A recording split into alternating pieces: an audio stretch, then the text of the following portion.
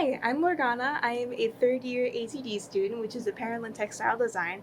I'm super interested in absorbing the fashion world, and as you can see, I'm not a very typically dressed person. I like to dress very different from the normal crowd, and now I'm curious, why don't other people do the same? Why are other people inclined to dress in such normal quote unquote fashions? Welcome to Chromophobia and the overwhelming sea of neutrality. For this film, our definition of chromophobia, according to Daniel Miller, is stated as such: why can every other color only aspire to be black? Black may have some association with chromophobia, leaving an increasingly gray, brown, and black world of clothing that makes for a drab, colorless environment. Why are we so apt to wear these same three colors every single day when we have such a wide color palette? There are so many things that we can choose from. So why do we gravitate towards the norm? I feel like in this sense, there is just so much untapped potential. As you can see around me, colors are infinite and there are so many ways to wear them, to present them, and to change them depending on how you want to present yourself.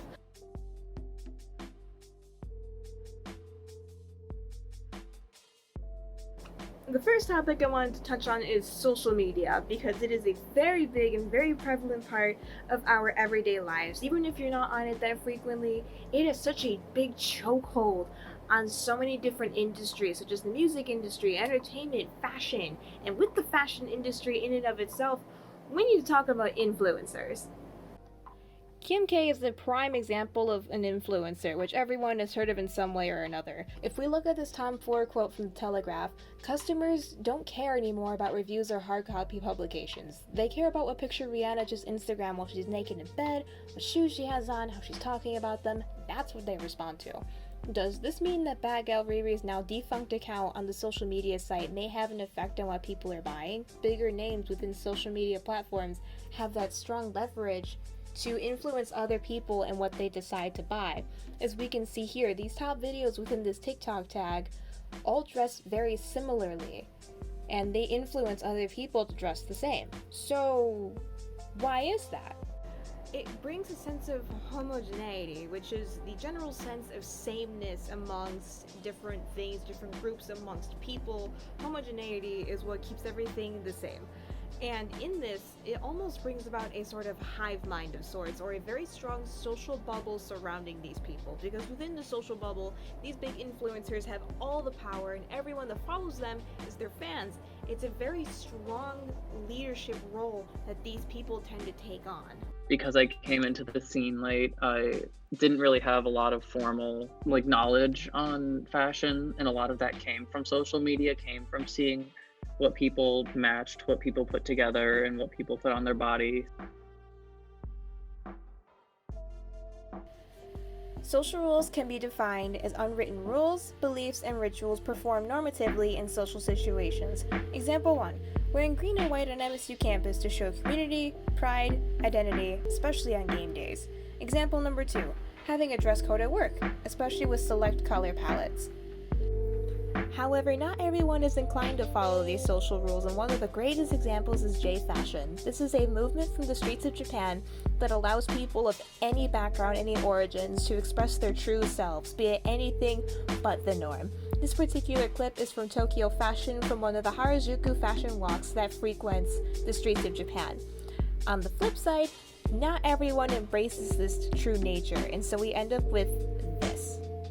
Not terribly exciting, right?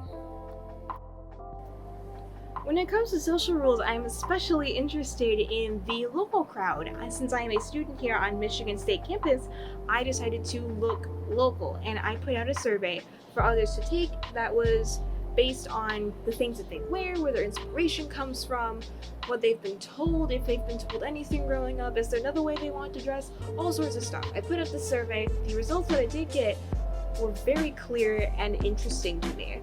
And because of this, I decided to conduct an interview with one of the people that responded. Why exactly do you feel compelled to wear more feminine stuff when you enjoy your current styles, since you really like the more tomboy, masculine, or any other kind of way that you dress? Could you elaborate on that? even though I know that I don't have to dress differently for things like that, there's almost this like ingrained part of me that thinks, okay, I need to like make myself look presentable, and I guess the way that I normally dress isn't that. So I try to, like you said, wear something a little bit more, I guess, neutral, so that there's no issues there with that. Yeah, that totally makes sense. I think a lot of us that dress differently, I think a lot of us do that. Where and how did you discover your new style? I'd say starting sophomore year, but it took me a while because I was a little scared to leave that box I was in. It definitely really progressed when I started dating someone. She was kind of the opposite in style, where she was very doing what she wants, not caring about what other people thought, and that really helped me develop more of the style that I have now. Do you see clothing kind of as an extension of yourself? 100%. I totally do. I totally view clothes as like an extension to yourself, an extension of your personality, of how you want to present yourself to the world, how you want the world to see you, and like. Oh, definitely.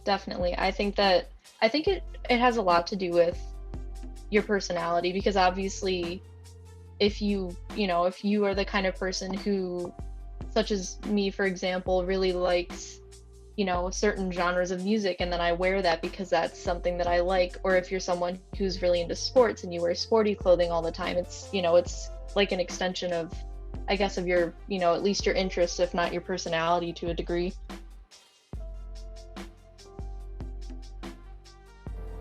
So now that we've gone over all of this info, what do we do with it? I see it as a chance to break the mold, to try something new, to become bigger than what you currently are. I know a lot of people are stuck in that shell of comfort, that shell of knowing that these neutral tones, these neutral clothes, this normal stuff that they wear is what they've always known, so that's what they stick to. But I see this as an opportunity to look at yourself and think, am I really fully living up to what I want to be? Am I really fully capturing myself in the way that others see me? Or am I hiding it for some arrangement of reasons? I'm not saying that you have to dress in an extremity such as the way that I'm dressed, where I'm in full rainbow very commonly and there's rainbows all around me. I'm not saying you have to dress like this, but something a little bit different. Maybe you wanted to try a new style, maybe there's a new alternative thing that you wanted to do. Maybe just something outside of your normal bubble that will be new and exciting and riveting, that will bring you to life more than you already are. I think the possibilities in this are endless. There are so many ways that fashion can go, because fashion is a creative social product that is endlessly tweaked by anyone who gets their hands on it.